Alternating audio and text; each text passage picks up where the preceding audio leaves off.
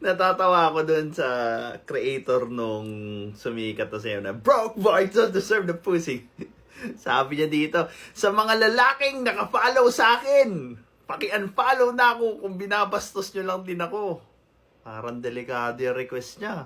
Hindi kaya siya maubusan ng follower niyan. Hindi ko need ng followers kung ang tingin nyo lang sa akin ay... para usan? Tagalog, para naintindihan nyo. To the women who follow me, I will never stop protecting us. How would you do that? By thirst trapping yourself out of this?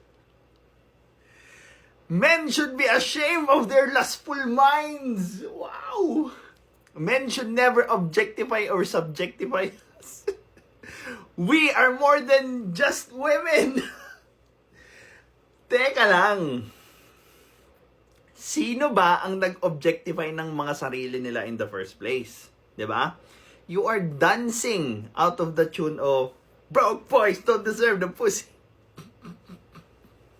Do you even know the meaning of the song that you're dancing to? 'Di ba?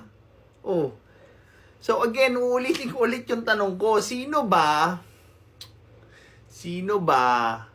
yung nag-e-exchange ng pussy nila for money?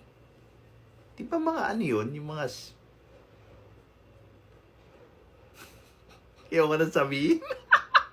So, eto kasi yung problema dyan sa modern feminism. Gusto nila ng perks, ng whore, ng pokpok, diba? Gamit yung kaseksiyan nila. Pero ayaw nila nung mga cons na kasama dito. And that's not how world works.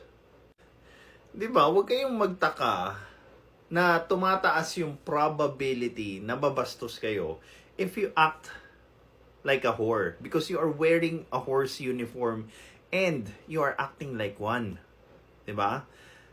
Ang pinangdadagit nyo sa mga followers or viewers nyo ay yung kaseksihan nyo. Ngayong may nasiseksihan sa inyo and they are acting towards doon sa nararamdaman nila sa inyo after nyong i-bait doon sa mga content nyo, eh magpapa-victim kayo na kesyo binabastos kayo, so on and so forth.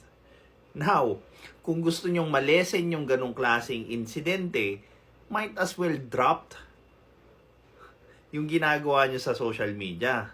Diba? Bakit hindi kayo maghanap ng ibang content? Yun kung may kaya kayong ibang gawin na content bukod sa mag-thirst trap. This is Pinoy Extreme.